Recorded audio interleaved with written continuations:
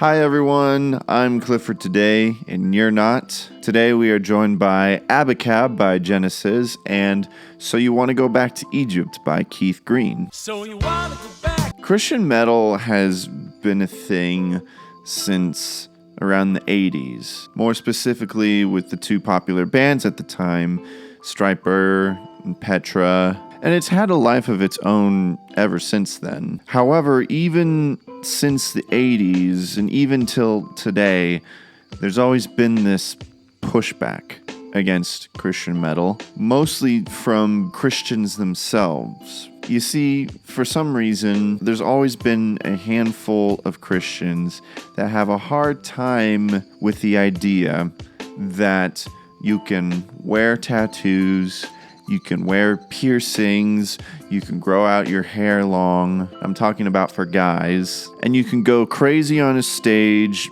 beat the heck out of the drums, shred your guitar, and scream at the top of your lungs and create music that just sounds like it came from the pits of hell, and still be a Christian and love God and be a decent human being. Being someone who was a part of that scene, who liked that kind of music, I never understood what the problem was.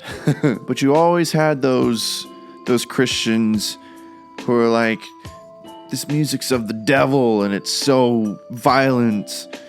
You can't be a Christian and make this music. They're obviously all Satan worshipers and all violent murderers, blah, blah, blah, which we always just laughed at them. I can imagine all those Christians having such gleeful delight when they found out from their perspective that they were proven to be right. Now, to preface what we're going to talk about today, it's important to mention that around the early 2000s, from that whole decade, 2000 to 2010, there was a significant rise in popularity for metalcore music, especially the Christian music scene. Just out of nowhere, there was just this big wave, and it was really popular at the time. And riding on top of that wave was As I Lay Dying.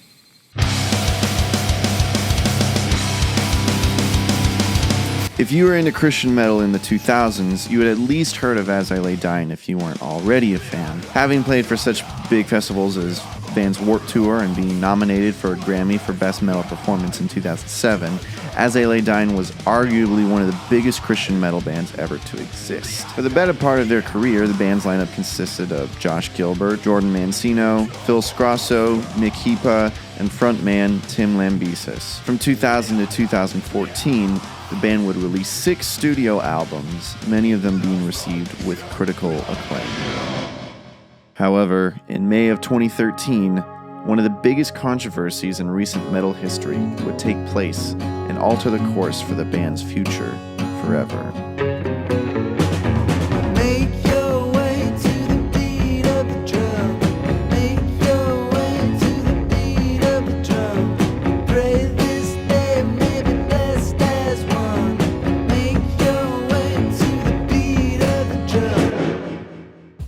Tim Lambesis was born in California to Nick and Vicky Lambesis. Lambesis grew up in Southern California and was raised in a strong Christian household. As a young man, Tim took his faith very seriously and was voted most like Jesus by classmates when he attended Santa Fe Christian School in Solana Beach, California as a teen. You know, every kid gets disciplined when there's something very obviously wrong, but the gray area, of course, with every parent is, what exactly is right and wrong on the small stuff. And I think my parents became progressively more, I guess you could say, Christian in their morals the older I got. And I think some of that had to do with maybe I got into more trouble the older I got, and they realized how important some of those morals were. It was during this time that Tim and his best friend Jordan Mancino founded their band Against the Mark. That was just a local high school band. At the time, we didn't even have a name. We just knew that if we got a band together, we could probably play some shows. Just a bunch of us football players decided to start a band. But to me, songwriters kind of form the band and everything else kind of fills in from there. And the original lineup wasn't actually a lineup capable of playing live shows. It was myself, who had written a handful of songs, our original guitar player, who was much better at executing my ideas than I was, although he wasn't much of a songwriter. And then Jordan, who, to me, a fantastic drummer, is the backbone of, especially the genre of metal, And so that was where the band started. Tim started as the bass player, but eventually became the vocalist. The reason I wanted to be in a band in the first place is the obvious love of music, and as a music listener, there's so much musically I was passionate about, but I wanted to create something that represented where I was coming from, and it was an outlet for me. I always wanted to play bass in the first 3 or 4 bands that I was in, and I eventually became a singer because we could never find a singer that all of us believed in and wanted to back. And so one day I just said, all right, screw this, give me the mic, let me give this a shot. And I couldn't say that I was great, but I was better than all the guys that we were trying out.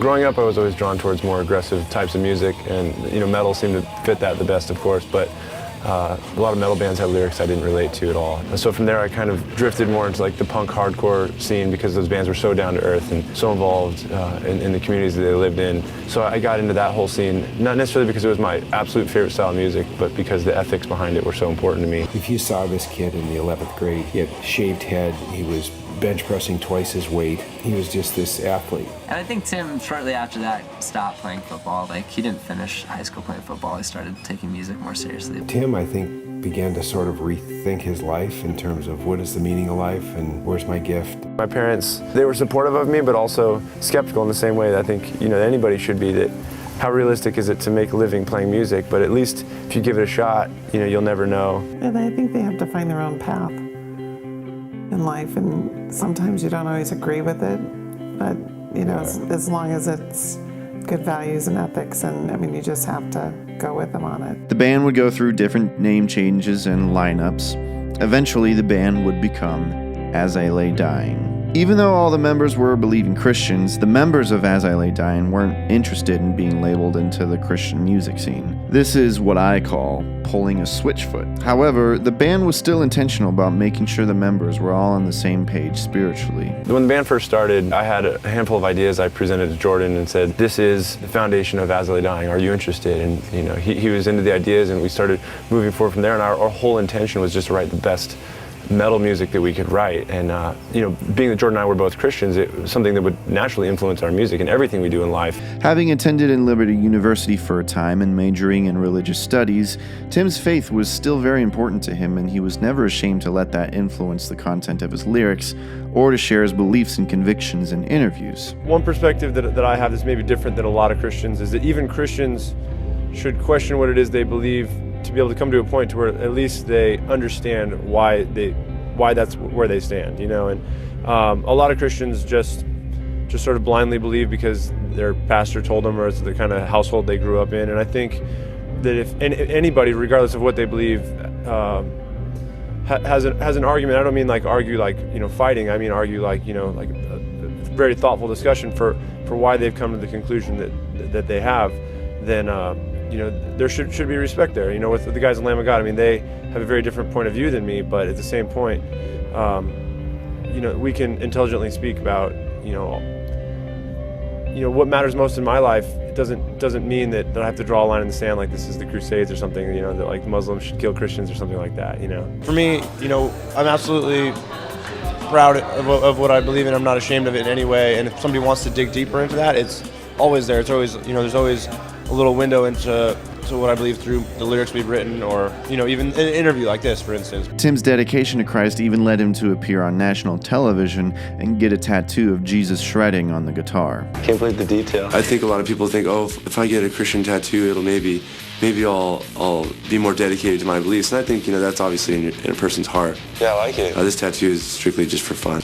I don't think all Christians must be very serious and wear a suit and tie when they go to church. I think that God loves us for who we are. He loves us for our personalities, and this is a great way for me to represent my personality and just wanting to have a good time, but still being passionate about what I do.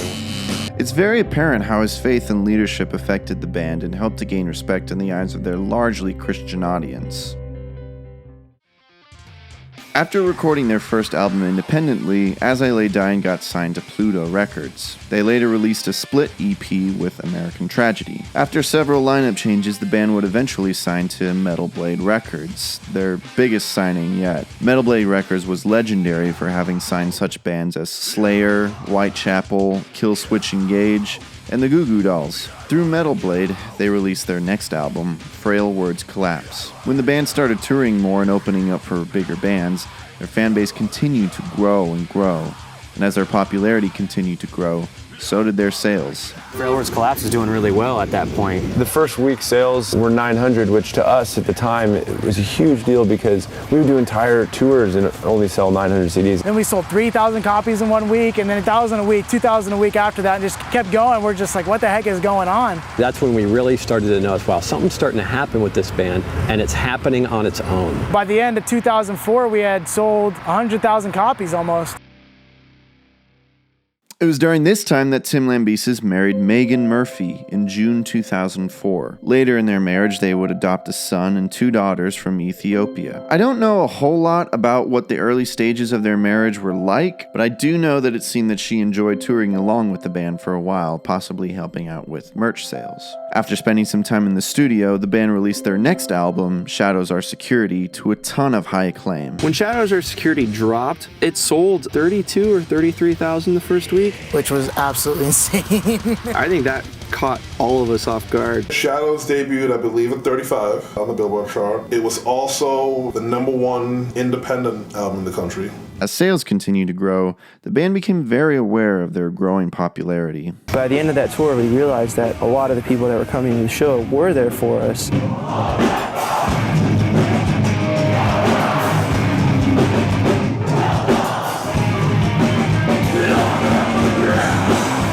And that we were hanging and holding our own and I guess doing well. I remember thinking on that headlining tour, looking out at all these people in between songs of the first shows that we had played when I'd first joined the band. It was just mind-blowing, like all those kids that came and supported the things that we had been doing, you know, in our lives. We didn't know what to expect coming out here because we were so nervous about doing our first headline tour. The fact that every single one of you is here makes us so happy. Thank you so much. Did you hear the kids singing on Confined? I don't think I've ever heard that. Maybe once on the headline tour, but for how many people are here, not necessarily to see us, it's pretty cool.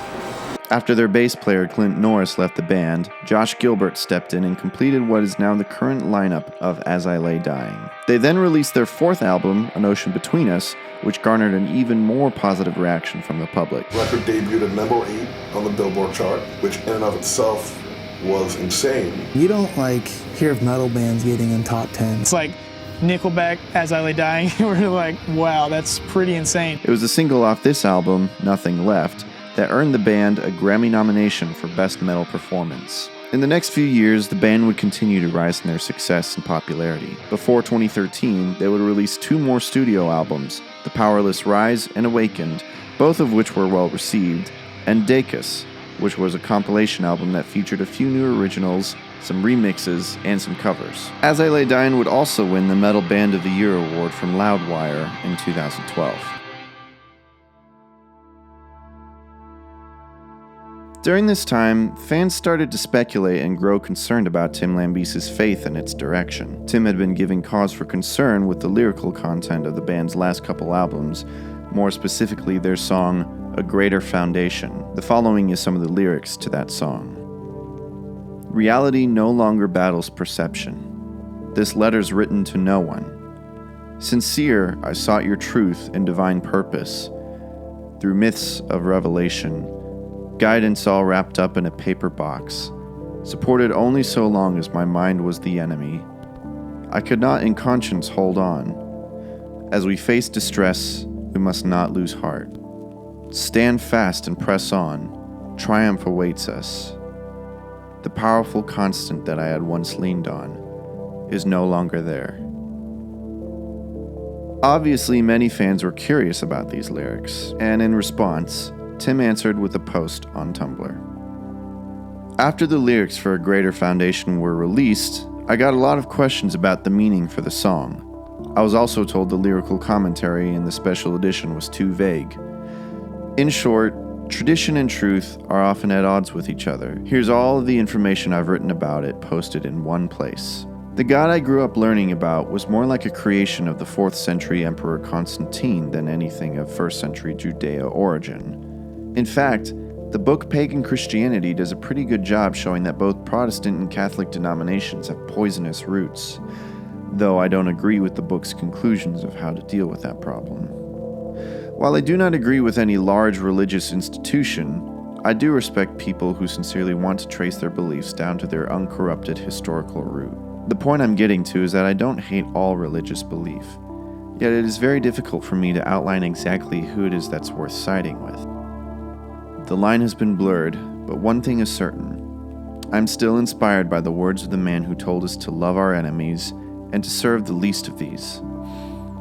Regardless of where a person stands religiously, that is simply a better way to live, full of compassion and alleviating our selfish suffering as we put our energy into serving those worse off than ourselves. He then pulls a quote from a recent press release he had done. From a lyrical perspective, it's always a bit surprising to see the fans' reaction to the new songs. Some people feel that new songs like A Greater Foundation are more provocative than anything we've done before. Maybe it's true. I wrote the lyrics, so I tend to only see how they apply to my life. But I feel it's something our longtime followers would have expected and can relate to. I do not regret abandoning ritual or tradition in the search for truth. Everything has a beginning, and it's been my goal to track each of my beliefs to its uncorrupted historical root. As we evolve, so does our perspective. After quoting the lyrics from the actual song, Tim then pulls his quote from the commentary in the special edition of that album. I wrote the lyrics to A Greater Foundation as a way to process some of the religious beliefs from my childhood that I had let go in exchange for finding truth. Every year that I had put toward my degree in religious studies caused me to see the God of tradition and ritual that I grew up with as less and less of a probable truth. By the time I graduated, my entire concept of the divine had changed as I sought to reconcile spirituality and reason. The more I sought truth uncorrupted by years of religious history, the more I kept finding answers I didn't want to find. Emotionally, it would have been easiest for me to just hold on to what I grew up believing, but mentally, that wasn't an option anymore. In other words, my dedication couldn't have been more earnest, but heart wasn't the issue. Though I had lost so much of my history and felt that my world was falling apart, that was a necessary step toward building my entire way of thinking on the absolute best possible foundation. The hope found in these lyrics is described in the aftermath of demolition for those willing to start from scratch. Unfortunately, most people accept what they have been taught by either their schools or churches without question. Overall, I know that I can do what's best for myself and those around me by seeking truth above anything else, even when teachings claim to be from God. Education is not God, but truth certainly does set people free. As Tim's religious beliefs were taking a turn, his relational life was turning with it. Due to the band's success, As I Lay Dying was touring relentlessly. They even mentioned it in their documentary how hard it was for their label to keep them home. This is the first band that I've ever had to actually pull off the road because they were touring so much that you could see they were getting burned out. They're going to do another tour. I go, no, you're getting off the road. You're not going to tour. Go home. It breaks my heart. I really don't want to go home and hang out. Sleep in my own bed. I'd love to stay on tour. When the states get exhausted from seeing us too much, we can be like, oh, let's go to Europe. We've done 4 tours in Europe so far on this album cycle. Tim eventually began to distance himself from the band relationally while still being involved, and tensions started to rise within the band. There's a very special bond and dynamic formed through being in a highly active band for over a decade. Your relationship is a balance of creative collaboration, working through disagreements together, and living in close proximity, like roommates, for the majority of your lives. Naturally, that sort of relationship is vulnerable to tension, distance, and isolation if unaddressed. In the early days, it was his tenacity and focus that kept the band moving forward. The sort of ambition and focus he possessed was something we all admired. His focus and commitments to specific outcomes gave us the resilience to weather the challenges and obstacles most bands face when trying to make things happen for themselves. With time and success, though, we saw those same strengths shift towards personal interest. often above all else. His positions and things became more obviously self-centric. His inability to understand or assume any perspective other than his own created years of turmoil at first, but eventually grew to personal detachment within the group. In order to keep the wheels from falling off, everyone sort of withdrew into their own worlds and operated in a somewhat detached manner that kept the band dynamic emotionally distant but professionally functional. We were all identifying his trajectory towards self-destruction, but no one expected the drastic and devastating degree of where his behavior would lead.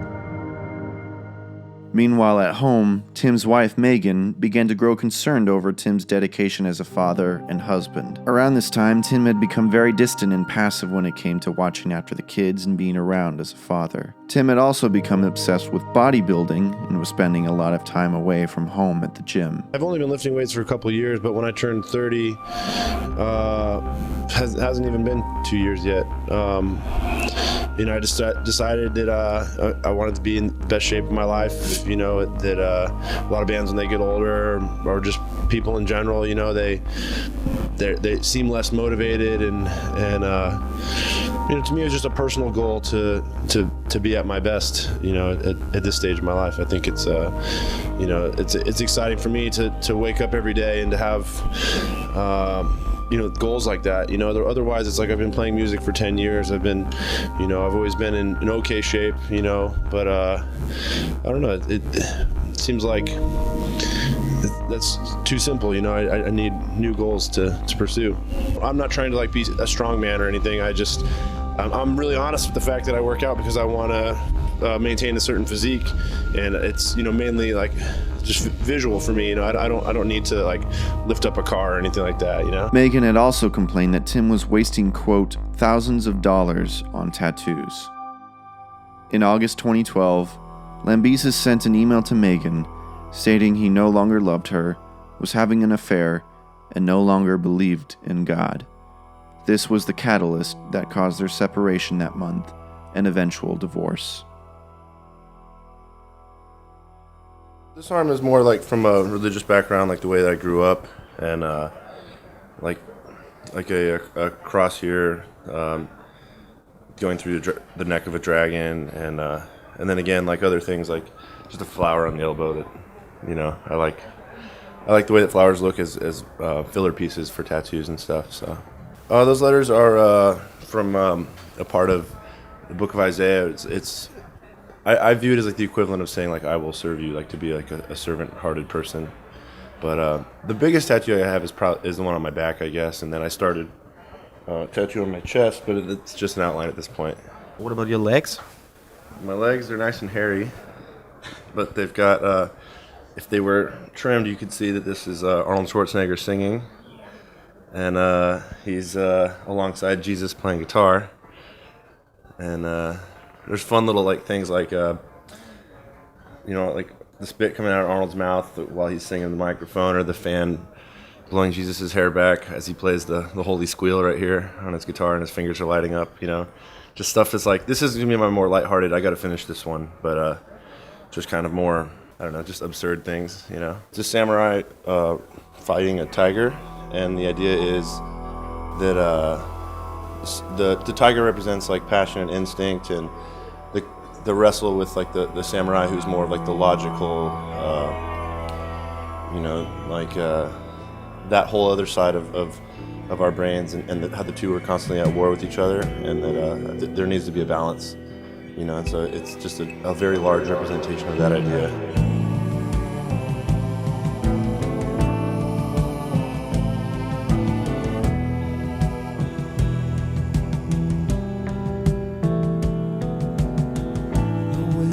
Stands below the street of crimson glow.